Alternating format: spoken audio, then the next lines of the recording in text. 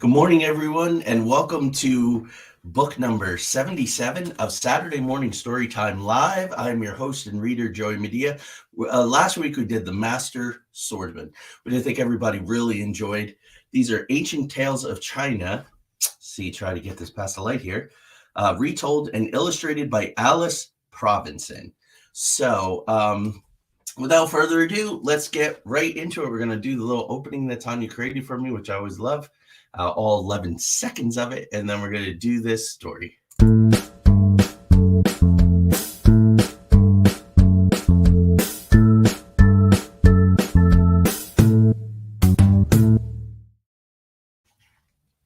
So here we go. The Magic Doorway. Exactly my kind of doorway. Mu Qi was the greatest painter in all of ancient China. One day he was called to the court of the emperor. Mu Qi, I have a new wall for you, he said. Wait until you see it. Only you can do it justice. So there he is in the court of the emperor, this incredibly talented man. I knew a person way back in the day where they actually had someone come live with them for a month to paint these beautiful murals on the wall of their house. And that's what back in the day, this person was also very wealthy, obviously, to be able to do that and put them up. But this was the thing. You would have artisans come from far away and spend time and do that. Mu Qi went to look at the wall. It was a beautiful wall. The pure white plaster was as smooth as porcelain. It stretched without a break. A hole, a window, or a door to mar it for 100 feet, and it was as high as a very tall pine tree. Mu Qi caught his breath. A wall to dream of. The emperor, who was watching Mu Qi through a secret spy hole, clapped his hands. I have him, he said. And I wanted to show you that the whole time. That infinite possibility there, that tabula rasa of just the blank wall. And what is the artist going to do with it? A writer has the blank piece of paper and the all musician.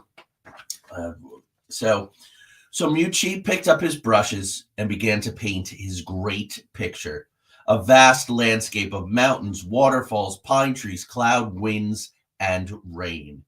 As he painted, the picture seemed so real, you could walk into it and feel the rain on your cheeks, the wind in your hair.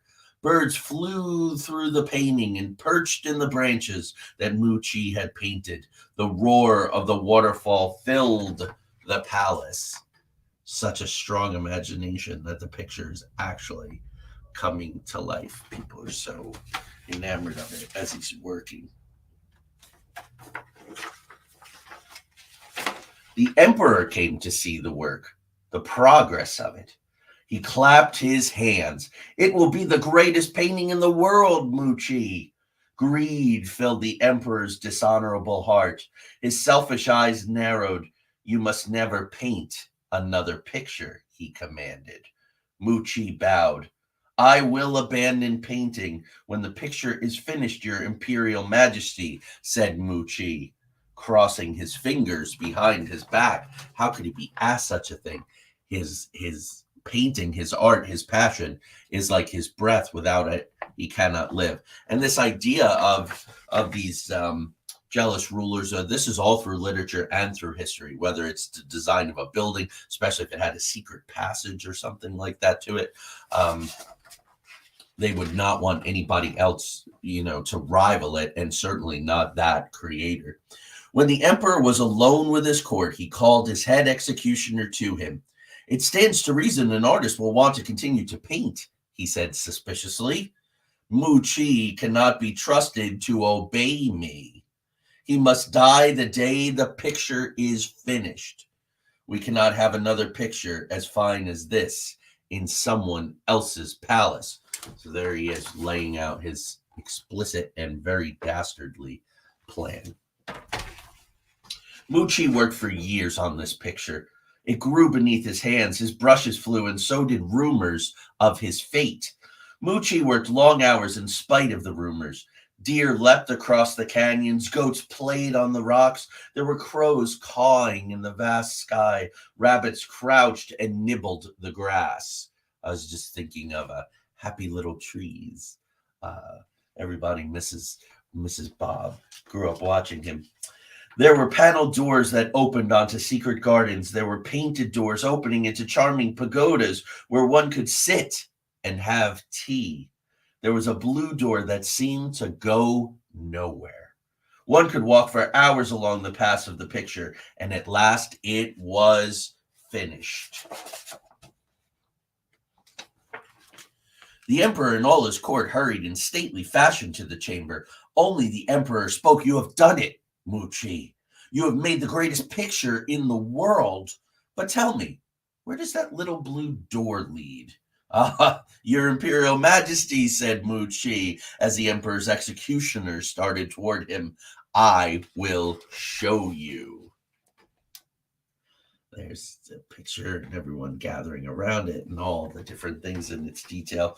Muchi picked up his brushes and walked up the path to the little blue door. "Farewell, your majesty," he said. "I have some more paintings to make, and I cannot make them without a head." Muchi opened the door which led to freedom, and he disappeared through it. I'm sure you were rooting for that very thing to happen. The freedom. It kind of reminds me of the Truman Show with Jim Carrey. Sort of the opposite of that, walking in from reality and non-reality. What is behind that door? The emperor knew that Muchi had outwitted him. He bowed in reverence to the surprising masterpiece of Muchi. So he wasn't angry, but he was so impressed by Muchi's wit, which I think is a great lesson. So there you go. That's the book. And because this one was not too long, I want to take you through my goal. Hopefully I'll go beyond it, but I really would like to get to 100 books. I think that would be very cool. So through a lot of thrifting and some gifts from Tanya, from audience members and all, have a bunch of books that are going to take us through October and into November. So next week is this. Izzy the Wiz and Passover McLean. This is a very cool book. Then for Halloween, I'm going to start to get into some costumes. So this is the King's Tea. It's kind of a medieval kind of story. So I'm going to put on a costume for that one. Then Angus Quill McGregor from Scotland, the pirate who's way more popular than Joey, my editor.